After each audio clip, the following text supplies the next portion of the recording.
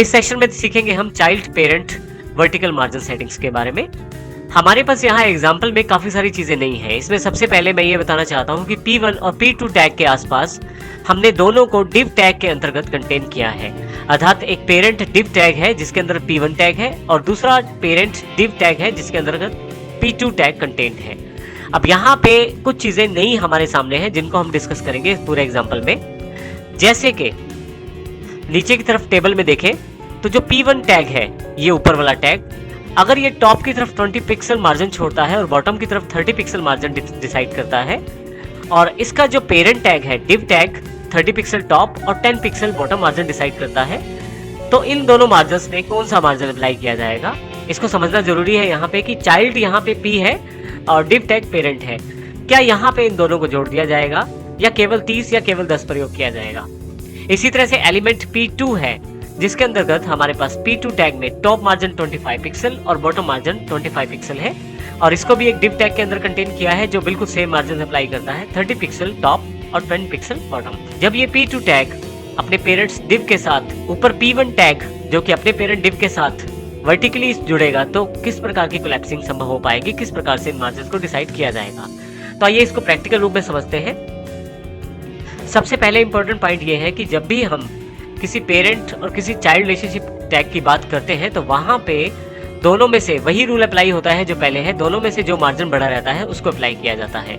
जैसे कि यहाँ पे P1 जो है इसका बॉटम मार्जिन 30 है और div का जो बॉटम मार्जिन 10 है, तो यहाँ पे 30 पिक्सल ही यहाँ पे प्रयोग किया जाएगा। इसी तरह से यदि हम P2 टैग की बात करें तो इसका टॉप मार्जिन 25 पिक्सल है और div का टॉप मार्जिन जो है वो भी 30 पिक्सल है।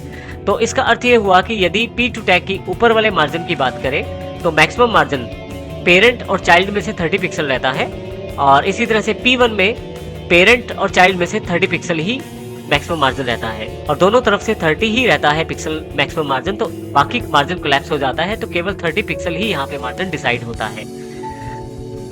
इसको हम प्रैक्टिकल रूप में समझते हैं और आइए देखते हैं इसको प्रैक्टिकल रूप में। 95 डॉट वर्टिकल मार्जिन कोलैप्स इन CSS5। अब यहाँ पे यदि आप देखें तो हमारे पास ये प्रोग्राम पहले से ओपन है। यहाँ पहले हम HTML स्ट्रक्चर को देख लेते हैं। सबसे पहले हेड में हमने एक स्टाइल शीट को अटैच किया हुआ है। बॉडी सेगमेंट में सबसे पहले H1 एलिमेंट है, फिर दो P टैग्स को प्रयोग किया गया है, दोनों को एक div कंटेनर के अंतर्गत रखा गया है। पहले वाले P टैग की क्लास 1 है और दूसरे वाले P टैग की क्लास 2 है। माई स्टाइल्स में जाते हैं। यहाँ पे यदि आप देखें तो बेसिक रूल वही है। H1 सबसे पहले हमने डिफॉल्ट मार्जिन और पैडिंग को 0 कर दिया है। बॉडी सेगमेंट में फिर से उस पिक्सल को, और बॉडी सेगमेंट में हमने उसी पिक्स शीट को दोबारा प्रयोग किया है ताकि हम देख पाएं। H1 टैग में हमने कुछ मार्जिन डिसाइड किए हैं लाइन हाइट के साथ और कलर बैकग्राउंड पिंक है। मेल हमारे पास 1 है यहाँ पे टैग, जिसके अंतर्गत यहाँ पे यदि मार्जिन टॉप डिसाइड किया जाए तो 20 पिक्सल है और मार्जिन बॉटम जो है 30 पिक्सल है, जैसा कि हमारे एग्जांपल में भी था। सेकंड P टैग में मार्जिन टॉप जो है 25 पिक्सल है, बॉटम भी 25 पिक्सल है।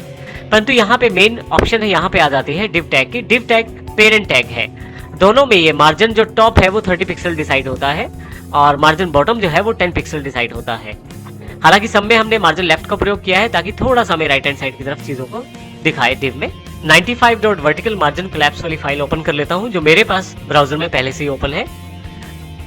यहाँ पे यदि हम डिस्कस करें तो हमारे पास जो सिनेरियो है, पहला जो P टैग है वो नीचे की तरफ से मार्जिन कुछ डिसाइड करता है और साथ में उसका div टैग भी कुछ मार्जिन डिसाइड करता है।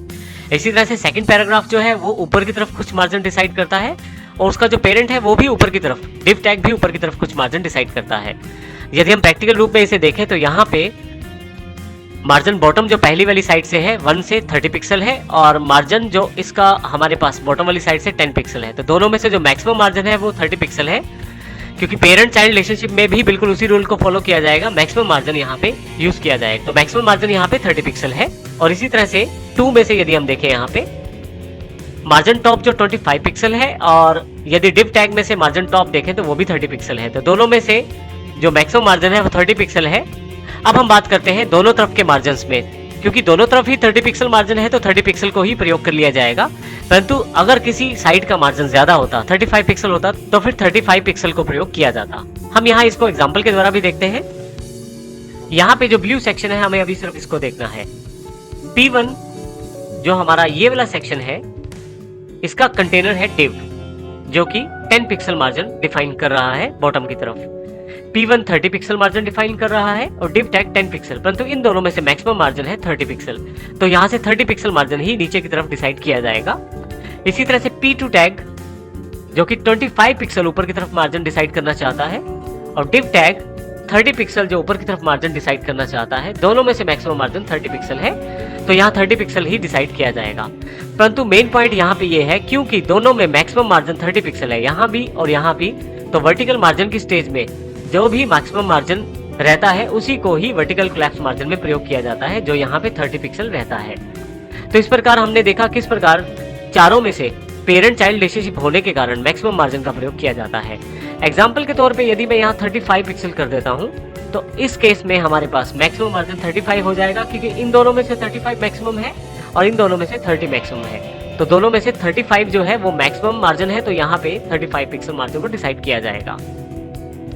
अब हम इसको प्रैक्टिकल रूप में समझते हैं। यदि हम यहाँ पे फर्स्ट P टैग के अंतर्गत बॉटम मार्जिन को ज्यादा कर दें, जैसे 30 की जगह मैं यहाँ 40 पिक्सल कर देता हूँ और फाइल को सेव कर देता हूँ, तो चाइल्ड और पेरेंट में से 40 पिक्सल मार्जिन मैक्सिमम है, तो इस कारण से इसको प्रयोग किया जाएगा। और इसी तरह से सेकंड और div टैग पेरेंट में से 30 पिक्सल मेन था, परंतु 40 पिक्सल ज्यादा होने की वजह से 40 पिक्सल ही यहाँ पे मार्जिन डिसाइड किया जाएगा। प्रैक्टिकल रूप में हम इसे देखते हैं यहाँ पे, तो आप देखेंगे यहाँ पे 40 पिक्सल मार्जिन हो गया है।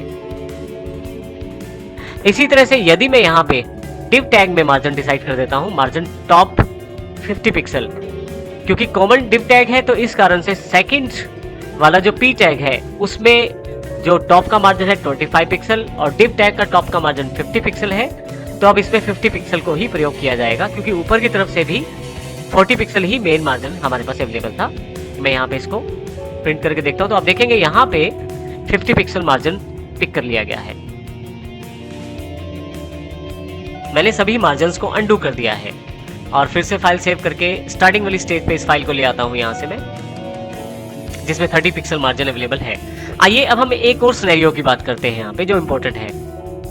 अगर हम इन सब का मार्जिन दिखाना चाहें तो किस प्रकार से दिखा सकते हैं। ऐसे केस में हमें इन पेरेंट्स टैग में जो div टैग है, इनमें किसी न किसी प्रकार का बॉर्डर का या पैडिंग का इफेक्ट देना पड़ेगा, इनको अप्लाई करना पड़ेगा, ताकि ये दोनों P टैग्स आपस में डायरेक्ट जुड़े हुए ना हो, इनके बीच में कोई बॉर्डर या पैडिंग हो। अगर हम बॉर्डर या पैडिंग प्रोवाइड करें पेरेंट टैग के अंतर्गत, तो हम इन सभी मार्जिन का इफेक्ट एक साथ देख सकते हैं। ऐसे केस में हमारे पास क्या होगा, यहाँ ये समझना जरूरी है। तो आइए इस एग्जांपल को समझते हैं। P1 और P2 दो टैग हैं, दोनों अपने अपने कंटेनर्स में हैं। अब मान लीजिए P1 को नीचे की तरफ कुछ मार्जिन डिसाइड करना है, तो 30 पिक्सल हमारे पास बॉटम मार्जिन है और 10 पिक्सल div टैग का मार्जिन है, तो यहाँ ये मार्जिन 40 पिक्सल हो जाएगा। इसी तरह से P2 टैग का टॉप मार्जिन 25 पिक्सल है और div का 30 पिक्सल है, ये भी ऐड हो जाएगा। अगर हम बीच में किसी बॉर्डर को प्रयोग करते हैं तो वो भी बीच में ऐड हो जाएगा, और ये सभी ऐड होकर बीच वाला मार्जिन डिसाइड करेंगे, जैसे कि यहाँ 30 प्लस 10 40 65 और 95 प्लस जो आपने बॉर्डर डिसाइड किया है। अगर आपने बॉर्डर 10 पिक्सल डिसाइड किया है तो इसको भी बीच में जोड़ लिया जाएगा, जो कि हो जाएगा 105 पिक्सल। अगर हम इस इफेक्ट को देखना चाहते हैं तो हमें बॉर्डर इफेक्ट अप्लाई करना पड़ेगा या पैडिंग इफेक्ट। आइए देखते हैं और उसको प्रयोग को समझते हैं। यहाँ ये ध्यान रखना जरूरी है कि हमने इन सभी आइटम्स को जोड़ दिया है। P1 का बॉटम मार्जिन, div का बॉटम मार्जिन, फिर P2 का टॉप मार्जिन और div का टॉप मार्जिन, जो कि हमने यहाँ रेड और ग्रीन बॉक्सेस के साथ दिखाया है। इसी के साथ जो हमने बॉर्डर प्रयोग किया है 5 पिक्सल बॉर्डर ऊपर की तरफ और 5 पिक्सल नीचे की तरफ जो बॉर्डर प्रयोग होगा, 10 पिक्सल बॉर्डर भी इसमें ऐड हो जाएगा। तो इस प्रकार हमारे पास टोटल मार्जिन अवेलेबल हो जाएगा 105 पिक्सल। तो आइए प्रैक्टिकल रूप में इसको समझते हैं। हमें पूरा मार्जिन इफेक्ट देखने के लिए किसी न किसी बॉर्डर को या पैडिंग को प्रयोग करना है, तो हम यहाँ पे बॉर्डर को प्रयोग करेंगे और इसके साथ ही वर्टिकल मार्जिन कोलैप्स का इफेक्ट यहाँ खत्म हो जाएगा। यहाँ मैं एक बॉर्डर अप्लाई करता हूँ, 5 पिक्सल सॉलिड है और येलो कलर का है। मैं सेव कर देता हूँ फाइल को, फाइनली रिफ्रेश करता हूँ अपनी फाइल को, तो आप देखेंगे अब की बार काफी सारी चीजें बदल गई हैं। यहाँ पे यहाँ फर्स्ट का जो मार्जिन है वो भी आ गया है और जो div का मार्जिन है वो भी आया है। इसी तरह से बीच का जो मार्जिन है वो भी डिसाइड हुआ है और नीचे की तरफ जो सेकंड पैराग्राफ का टॉप मार्जिन और सेकंड पैराग्राफ का पेरेंट टैग का जो मार्जिन है वो भी अवेलेबल हो गया है। तो यदि आप इस मार्जिन को काउंट करना शुरू करेंगे तो 105 पिक्सल का टोटल मार्जिन ये रहेगा, क्योंकि हमने यहाँ पे 5 पिक्सल बॉर्डर ये भी लिया है और यहाँ भी 5 पिक्सल बॉर्डर को प्रयोग किया है। तो इसको भी बीच में ऐड ऑन किया जाएगा और इस प्रकार से ये मार्जिन डिसाइड हो जाएगा।